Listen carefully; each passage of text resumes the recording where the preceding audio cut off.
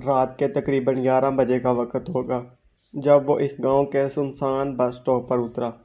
بڑی بس میں سے صرف یہاں اترنے والا وہ اکلوتا مسافر تھا۔ گاڑی اسے اتار کر آگے بڑھ گئی تو اس نے ارد گرد نظر دوڑائی۔ جہاں تک نظر کام کر رہی تھی وہاں صرف کھیت اور اکاد کا درخت ہی نظر آ رہا تھا۔ اگرچہ گرمیوں کا موسم تھا مگر پھر بھی دور دور تک کسی دورو کا وجود نہیں نظر آ رہا تھا۔ حالانکہ عام طور پر سردیوں کی نسبت گرمیوں کی راتوں میں لوگ آتے جاتے رہتے ہیں، مگر یہاں ایسا لگ رہا تھا جیسے انسان رہتے ہی نہیں ہیں۔ اسے بتایا گیا تھا کہ رات 9 بجے تک یہاں تانگا مل سکتا ہے، اس لیے وہ 9 بجے سے پہلے پہنچنے کی کوشش کرے۔ بصورت دیگر اسے 7 کلومیٹر کا سفر پیدل ہی طے کرنا ہوگا۔ موبائل بھی ایجاد نہیں ہوا تھا، ورنہ وہ کال کر کے اپنے کسی کزن کو ہی بلا لیتا۔ اس نے جیب سے سگریٹ نکال کر سلگائی اور ایک لمبی کش کھینچ کر چل پڑا۔ سامان کے نام پر اس کے پاس صرف ایک چھوٹا بیگ تھا جس میں ایک عدد مٹھائی کے ڈبے سمیت اس کے 3-4 سوٹ تھے۔ چھوٹی موٹی دوسری چیزیں تھیں جو اس کے گھر والوں نے اس کی پھپھو کے لیے دی تھی۔ یہ 15 سال پہلے ایک بار آیا تھا۔ صبح تو جلدی ہی نکلا تھا مگر ایک تو سفر زیادہ تھا، دوسرا گاڑی خراب ہو گئی تھی جس کی وجہ سے اسے رات ہو گئی۔ شہر سے یہاں تک میں 2 ہی گاڑیاں آتی ہیں، جن میں سے ایک تو پہلے ہی چلی گئی تھی اور دوسری شام 6 بجے نکلتی تھی۔ اسے شام والی گاڑی ملی تھی جو راستے میں خراب ہو گئی تھی۔ مکینک شہر سے لانا پڑا کہ جس کی وجہ سے بہت وقت ضائع ہوا، اور پھر ذریعہ نہیں تھا جس پر بیٹھ کر وہ یہاں پہنچ سکتا، اس لیے سوائے انتظار کے اور کوئی چارہ نہیں تھا۔ بیگ کندھے پہ لٹکائے سگریٹ کے کش لگاتا ہوا اس روی سے چل پڑا۔ وہ جانتا تھا 3 کلومیٹر کا سفر ایسے ہی پیدل طے کر لے گا، کیونکہ جس طرح کا یہ علاقہ تھا شاید اسے یہاں اس وقت کوئی سواری ملتی جو اس کی منزل تک پہنچا دیتی۔ 2 کلومیٹر چلنے کے بعد چھوٹا سا ایک گاؤں آیا، مگر یہ اس کی منزل نہیں تھا۔ اسے ابھی 5 کلومیٹر اور چلنا تھا اور یہ سوچ کر اس کی جانب نکل پڑا۔ وہ پیدل تھا۔ گاؤں میں پھرنے والے آوارہ کتوں سے بچنے کے لیے اس نے گاؤں کے اندر سے گزرنے کی بجائے باہر والے راستے کو ترجیح دی۔ اتنا تو یاد تھا کہ اس کے بعد ایک اور گاؤں آنا ہے، پھر 3 کلومیٹر کے بعد اس کی پھپھو کا گاؤں ہے جہاں اس نے جانا ہے۔ پھپھو آپ نے بھی رہنے کے لیے دنیا کے آخری سرے کو ہی چنا ہے۔ چلتے چلتے رگڑ بگڑ یا ٹانگوں میں ہلکی سی تھکاوٹ محسوس ہوئی تھی۔ کامران ہمت نہیں ہارنی، ابھی بہت سفر کرنا ہے، اس نے خود سے کہا، اور جیسے تیسے چلتا دور سے نظر آنے والی روشنی سے اندازہ ہو رہا تھا کہ راستے میں پڑنے والا دوسرا گاؤں آنے والا ہے۔ ان روشنیوں پر نظر جمائے خود کو حوصلہ دیتے ہوئے چلتا رہا۔ کچھ دیر چلنے کے بعد اس کی ٹانگیں جواب دے گئیں تو وہ ایک جگہ بیٹھ گیا۔ بس سٹاپ سے لے کر وہ صرف 2 جگہ رکا تھا۔ گاؤں کی روشنی اب بہت دور لگ رہی تھی۔ وہ سانس لینے کو بیٹھ تو گیا مگر اب اس کا دل نہیں کر رہا تھا کہ وہ یہاں سے اٹھے۔ دل چاہ رہا تھا یہاں زمین پر ہی بیٹھ کر سرہانہ بنا کر سو جائے، مگر وہ ایسا صرف سوچ سکتا تھا، کر نہیں سکتا تھا۔ کافی دیر وہ وہیں بیٹھا سگریٹ پھونکتا رہا اور پھر ہمت کر کے اٹھ کھڑا ہوا۔ چلنا ہی تھا تب بھی سفر کر سکتا تھا۔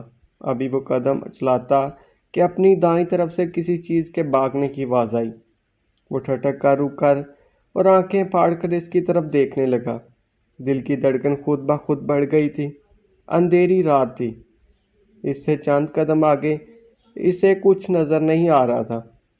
کوئی گیدڑ یا کتا ہوگا، اس نے خود کو تسلی دی اور ایک بار پھر چل پڑا۔ دھڑکن ابھی بھی معمول پر نہیں آئی تھی۔ انسان کو مصیبت میں ہمیشہ اللہ ہی یاد آتا ہے، اور انسان ایسا خود غرض ہے کہ اللہ کو صرف مصیبت میں ہی یاد کرتا ہے۔ کامران کو بھی جو کچھ بھی یاد تھا سب پڑھ لیا اور اب اللہ پاک کے ناموں کا ورد کرنے چلنے لگا۔ اللہ کے نام سے دل کو کافی حد تک ڈارس ملی ہوگی۔ دوسرا گاؤں قریب آ گیا۔ کامران کو اس گاؤں کے اندر سے ہی گزر کر جانا تھا کیونکہ اس کے چاروں طرف کھیت تھے۔ راستہ صرف گاؤں کے اندر سے ہی گزرتا تھا۔ گاؤں میں داخل ہونے سے پہلے کامران نے کتوں سے بچنے کے لیے ایک لکڑی اٹھا لی۔ اللہ کے مختلف مقدس ناموں کا ورد کرتا گاؤں میں داخل ہو گیا۔ کسی گھر کے باہر کوئی زرد سا بلب روشن تھا۔ کامران کو کسی گھر کے باہر لوگ بھی سوتے ہوئے نظر آئے۔ گاؤں دیہات میں گرمیوں میں عموماً لوگ باہر ہی سوتے ہیں۔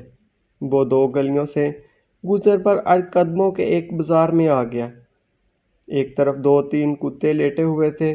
انسانی قدموں کی آہٹ پر ان میں سے ایک نے سر اٹھا کر کامران کی طرف دیکھا۔ کتے کو اپنی طرف متوجہ پا کر کامران چوکنا ہو گیا۔ کہیں ایسا نہ ہو کہ کتا لکڑی دیکھ کر اس پر حملہ کر دے۔ ہاتھ میں پکڑی لکڑی کو اس نے چھپا لیا۔ کامران کتے کی طرف دیکھتا رہا، مگر دوسری طرف سے کوئی رد عمل نہ پا کر اس نے دوبارہ زمین سر پر رکھ لیا۔ کامران کتے پر نظر جمائے آگے بڑھتا رہا۔ کچھ دور جا کر اسے تسلی ہو گئی۔ اس کی منزل ابھی تقریباً 2-2.5 کلومیٹر دور تھی۔ اگرچہ اس کی ٹانگیں اسے جواب دے چکی تھیں، مگر مسئلہ یہ تھا کہ یہاں اس کا کوئی جاننے والا نہیں تھا جس کے پاس وہ رات گزار سکتا۔ ہمت کرو کامران، منزل قریب ہے، اس نے خود سے کہا۔ اٹھ کھڑا ہوا۔ عین اسی لمحے اسی مکان کا ایک بسیدہ دروازہ کھلا اور اس میں سے ایک جوان لڑکی نکل کر آہستہ آہستہ چلتی کامران کے قریب پہنچی۔ آپ کون ہیں اور رات کے اس پہر یہاں کیا کر رہے ہیں؟ لڑکی نے قریب آتے ہی کامران سے پوچھا۔ 16-17 سال کی وہ ایک خوبصورت لڑکی تھی جس نے عام سادہ کپڑے پہن رکھے تھے۔ مجھے اس گاؤں میں جانا ہے، کامران نے ہاتھ سے ایک طرف اشارہ کرتے ہوئے کہا۔ نہ چاہتے ہوئے بھی کامران کی نظریں اس لڑکی کے پاؤں کی طرف چلی گئیں۔ ڈرو نہیں، میں چڑیل نہیں ہوں، کامران کی نظروں کا مطلب سمجھتے ہوئے لڑکی نے مسکرا کر کہا۔ کامران شرمندہ سا ہو کر مسکرا دیا۔ آپ کہاں سے آئے ہیں؟ لڑکی نے دوسرا سوال کیا۔ کامران نے اسے اپنے شہر کا نام بتایا اور یہ بھی کہ اس گاؤں میں اس کی پھوپھو رہتی ہے جس سے وہ ملنے یہاں آیا ہے اور گاڑی خراب ہونے کی وجہ سے لیٹ ہو گیا ہے۔ اب گاؤں کی اس لڑکیوں کی ہمارے اسکول میں پڑھتی تھی۔ ان میں سے ایک لڑکی میرے کلاس فیلو اور بہت اچھی دوست عافیہ بھی تھی۔ پتہ نہیں اب وہ کہاں ہوگی، کئی سال ہو گئے اسے دیکھا نہیں۔ لڑکی نے عجیب سے دکھ بھرے لہجے میں حسرت سے کہا۔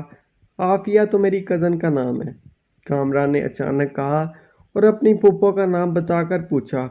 کیوں عافیہ وہی تو نہیں؟ کامران کی پھوپھو کا نام سنتے ہی لڑکی کی آنکھوں میں چمک سی ابھری۔ ہاں بالکل وہی ہے، اس کے ابو کا نام بھی یہی تھا۔ آپ اس کے کزن ہیں؟ ہاں میں اس کا کزن ہوں، کامران نے کہا اور ساتھ ہی اس کا نام بھی پوچھ لیا۔ میرا نام صوبیہ ہے۔ حیرت کی بات یہ تھی کہ وہ کافی دیر سے یہیں کھڑی اس سے گفتگو کر رہی تھی، جیسے اسے کوئی جلدی نہیں ہے اور نہ اسے گھر والوں کی طرف سے کوئی مسئلہ ہے۔ آپ ایسا کریں، ہمارے گھر رات گزار لیں، صبح ہوتے ہی چلے جانا۔ ویسے بھی کافی سفر پیدل کیا ہے، تھک گئے ہوں گے۔ میں کافی کھڑی دیکھ رہی تھی اب جب آپ کو کتوں نے گھیر لیا تھا۔ مجھے کتوں سے بہت ڈر لگتا ہے، اس لیے میں چھپ کر دیکھ رہی تھی۔ صوبیہ کے آخری الفاظ پر کامران کو ہنسی آ گئی۔ لڑکی کی آفر بری نہیں تھی۔ کامران سوچنے لگا کہ واقعی پیدل چل کر وہ تھک چکا ہے، مگر یوں کسی اجنبی لڑکی کے گھر میں رات گزارنا بھی ٹھیک نہیں تھا۔ شاید اس کے گھر والوں کو یہ بات اچھی نہ لگے، کامران نے سوچا اور اپنے خیالات کا اظہار اس لڑکی سے بھی کر دیا۔ گھر میں صرف میری ماں ہے، لڑکی نے کہا تو کامران کو مزید حیرت ہوئی۔ آپ میری دوست کے کزن ہیں تو آپ میرے لیے اجنبی نہیں ہیں، لڑکی نے مسکرا کر کہا کہ کامران کو اپنے سوال کا جواب مل گیا۔ لڑکی نے ہمدردی میں کامران کو رات گزارنے کا کہا تاکہ اسے مزید کوئی پریشانی نہ ہو، صبح آرام سے یہاں سے جا سکتا تھا۔ کامران نے ایک پل صوبیہ کی آفر پر غور کیا اور پھر اپنا بیگ اٹھا کر اس کے ساتھ چل پڑا۔ مزید 2 کلومیٹر کا سفر طے کرنے کی بجائے بہتر تھا باقی بچنے والی رات وہ یہاں گزار کر صبح ہوتے ہی وقت سے پہلے روانہ ہو جائے۔ گھر میں داخل ہوتے ہی کامران کو شدید حیرت ہوئی۔ ایک کمرے کے آگے چھوٹے سے زین میں 2 چارپائیاں بچھی تھیں، جن میں سے ایک پر کوئی وجود اور اوڑے سو رہا تھا۔ جبکہ دوسری خالی تھی جو شاید صوبیہ کی تھی۔ کامران کو حیرت اس بات پر ہوئی کہ گھر بالکل صاف ستھرا نہیں تھا۔ ایسے لگتا تھا جیسے یہاں ایک عرصے سے کوئی رہتا ہی نہیں ہے۔ اکلوتے کمرے کا دروازہ بھی غائب تھا۔ چارپائی کی آپ اس پر لیٹ جائیں۔ صوبیہ نے ایک طرف پڑی چارپائی پر اشارہ کیا اور کامران سے کہا۔ کامران کو لگا کہ گھر میں یہ دونوں ہی رہتی ہیں اور شاید ان کا ذریعہ معاش بھی نہیں ہے۔ غربت کی وجہ سے گھر کا یہ حال ہے۔ کامران نے بنا کوئی سوال کیے اپنا بیگ زمین پر رکھا اور چارپائی کے اوپر لیٹ گیا۔ آپ کو بھوک تو نہیں لگی؟ صوبیہ کو شاید خیال آیا کہ کامران بھوکا ہوگا۔ کامران کو اگرچہ بھوک محسوس ہو رہی تھی مگر گھر کی حالت اور وقت کے پیش نظر کہہ دیا کہ اسے بھوک نہیں ہے۔ وہ نہیں چاہتا کہ اس کی وجہ سے اس کی رات اس وقت یہ لوگ تنگ ہو۔ بیٹی کون ہے؟ اچانک صوبیہ کی ماں نے چادر ہٹا کر پوچھا۔ امی وہ مسافر ہے، اسے دوسرے گاؤں جانا ہے۔ میں نے کہا رات بہت زیادہ ہو گئی ہے، ہمارے گھر رات گزار لے، صبح چلے جانا۔ صوبیہ نے اپنی ماں کو جواب دیا۔ اچھا کیا بیٹی، شاید یہ ہمارے کام آ جائے، صوبیہ کی ماں نے کہا اور چادر دوبارہ اپنے اوپر کھینچ لی۔ کامران صوبیہ کی والدہ کے الفاظ شاید یہ ہمارے کام آ جائے سن کر چونکا۔ میں آپ کے کیا کام آ سکتا ہوں؟ کامران صوبیہ سے مخاطب تھا۔ کچھ نہیں، آپ آرام کریں، امی تو بس یوں ہی کہہ دیا تھا۔ کامران چپ ہو گیا، البتہ اس کے ذہن میں ابھی بھی کئی سوال تھے۔ شاید یہ لوگ اس سے مالی مدد چاہتے تھے۔ کامران نے سوچا اور کروٹ بدل دی۔ اس نے سوچ لیا کہ صبح جانے سے پہلے وہ ان لوگوں کی مدد ضرور کرے گا۔ تھکاوٹ کی وجہ سے کامران کو جلدی نیند آ گئی۔ صبح سورج کی کرنیں اس وقت پڑی تو وہ نیند سے جاگا تھا۔ پہلے تو اسے سمجھ ہی نہیں آئی کہ وہ کہاں ہے۔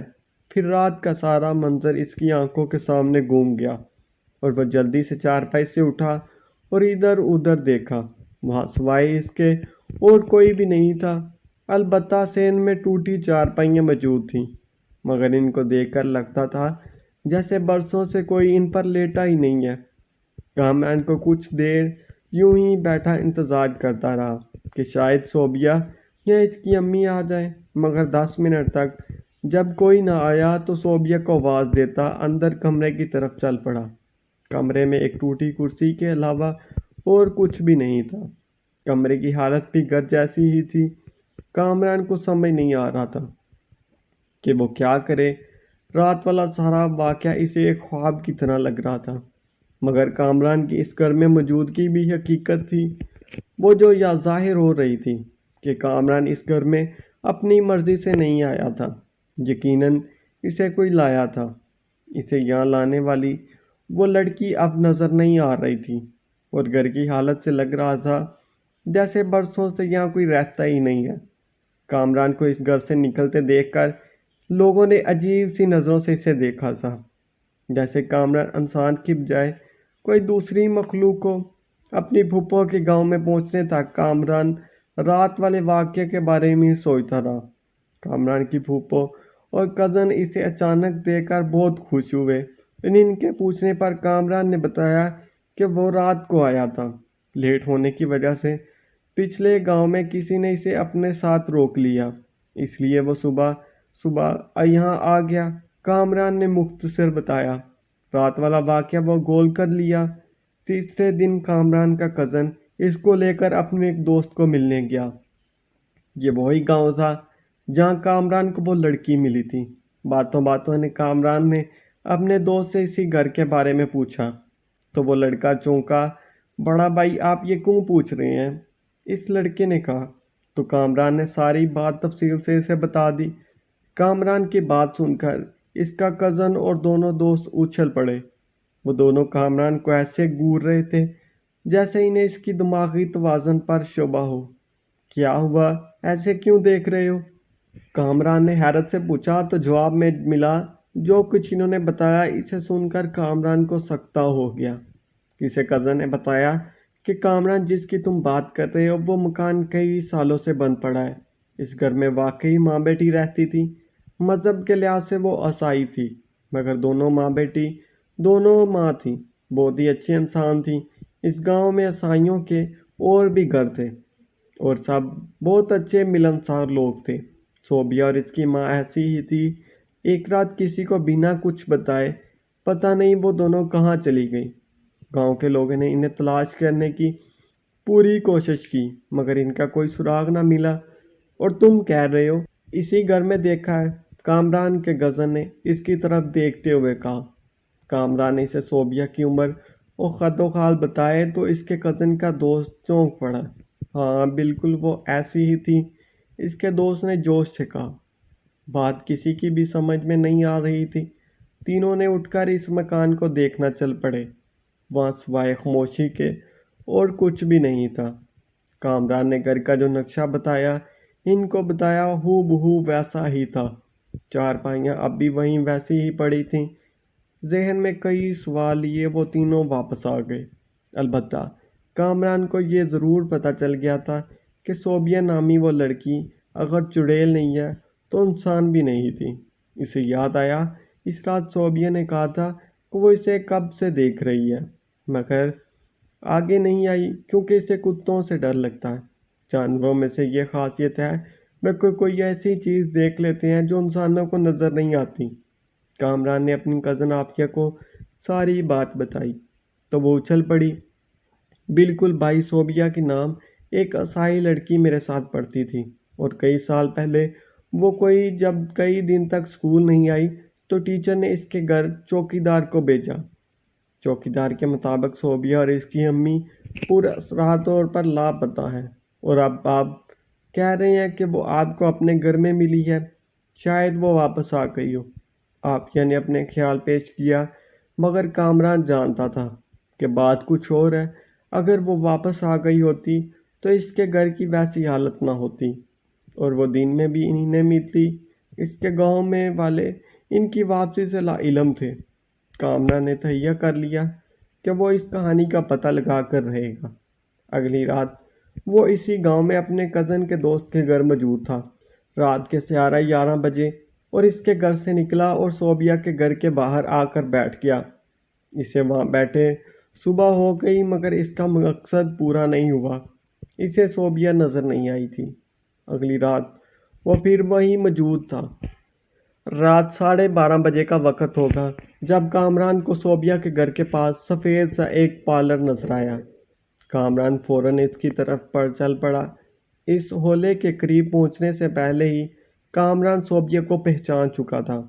صوبیہ سپاٹ چہرہ لیے کامران کو قریب آتے دیکھتی رہی۔ کون ہو آپ؟ کامران نے قریب پہنچتے ہی کہا۔ میرے پیچھے آ جاؤ، صوبیہ نے کہا اور واپس گھر کی طرف چل پڑی۔ کامران نے ایک پل اگلی رات وہ پھر وہیں موجود تھا۔ رات 12:30 کا وقت ہوگا جب کامران کو صوبیہ کے گھر کے پاس سفید سا ایک ہولر نظر آیا۔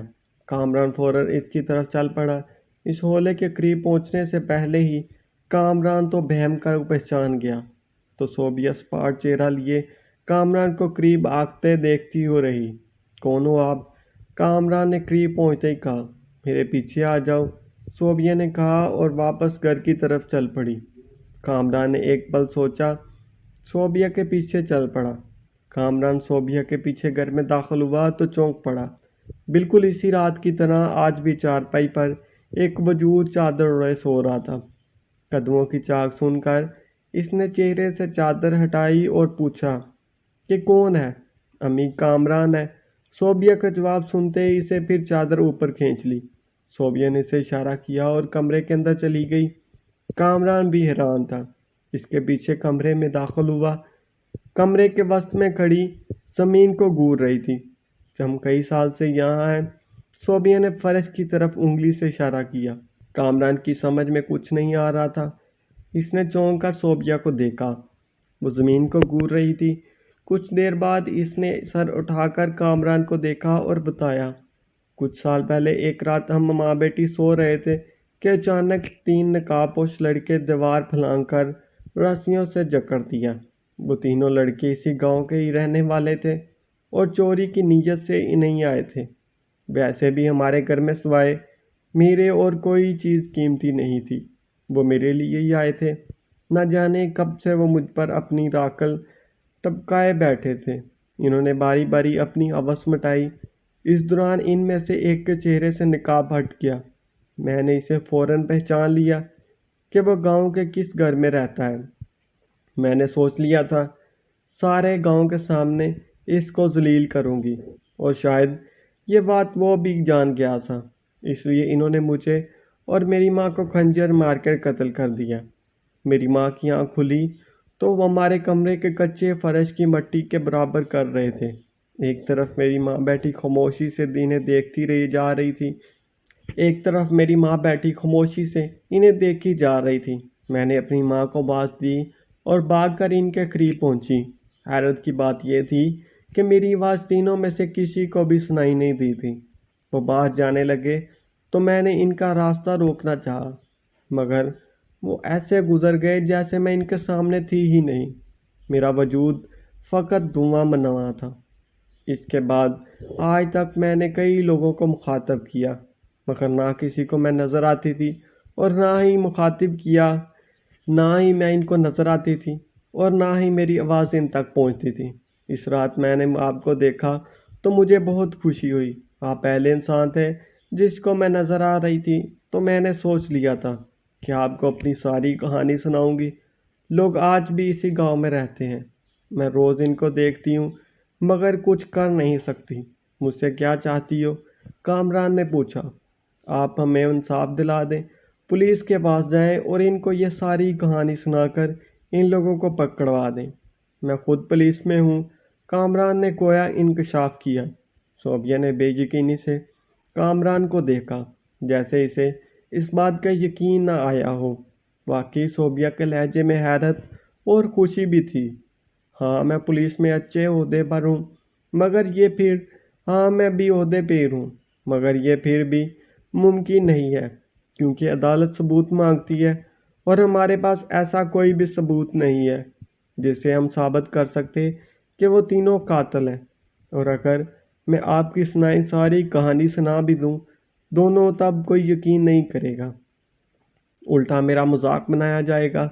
کامران کی باتیں سن کر صوبیہ کے چہرے پر مایوسی پھیل گئی۔ البتہ میں ایک وعدہ ضرور کرتا ہوں کہ آپ کو انصاف ضرور ملے گا، کامران نے صوبیہ کی طرف دیکھتے ہوئے عزم سے کہا، اور جانے کے لیے اٹھ کھڑا ہوا۔ اگلے دن کامران یہاں سے واپس چلا گیا۔ ٹھیک 15 دن بعد ایک ایک کر کے وہ تینوں لڑکے غائب ہو گئے۔ ان کو بہت تلاش کیا گیا مگر وہ نہ ملے۔ ایک صبح صوبیہ کے گھر کے باہر سے تینوں کی جلی ہوئی لاشیں مل گئیں۔ پتہ نہیں کیسے یہ بات سارے گاؤں میں پھیل گئی کہ ان سے انتقام لیا گیا ہے، اس کی ماں کی روح نے مارا ہے، اس کے ساتھ انتقام لیا گیا ہے، اس کی ماں کی روح نے مارا ہے، اس کے ساتھ زیادتی کر کے ان لوگوں نے اسے مار کر ان کے گھر میں ہی دبا دیا تھا۔ گاؤں کے لوگوں نے اس بات کی تصدیق کے لیے صوبیہ کے گھر میں بنے کمرے کی کھدائی کی تو انہیں وہاں سے 2 ڈھانچے ملے جنہیں عیسائیوں کے قبرستان میں دفنا دیا گیا۔ کامران کئی ماہ بعد دوبارہ اپنی پھوپھو سے ملنے آیا۔ صوبیہ کے گھر کے سامنے گزرتے ہوئے بے ساختہ اس کی نظر کی طرف اٹھ گئی، مگر وہاں کچھ بھی نہیں تھا، اور کامران یہ بات جانتا تھا کہ صوبیہ اسے کبھی نظر نہیں آئے گی، کیونکہ اس کی روح کو انصاف کے لیے بھٹکتی تھی اور اسے انصاف مل گیا تھا۔ کامران اپنے ساتھیوں کی مدد سے ان کو اغوا کیا اور پھر ایک رات صوبیہ کے گھر کے قریب پاس لے جا کر کامران کے ان کو اس رات کا سارا واقعہ ہو بہو سنایا تو وہ اچھل پڑے۔ وہ سمجھ رہے تھے کہ ان کو کسی نے نہیں دیکھا تھا، مگر یہ بات بھول گئے تھے کہ جو زمین کے ساتھ پردوں کے اندر کا حال بھی جانتا ہے، ان کی اس حرکت سے کیسے بے خبر رہ سکتا ہے۔ مظلوم چاہے کوئی بھی ہو، اور اس مہربان اللہ کے نزدیک مظلوم ہی ہوتا ہے۔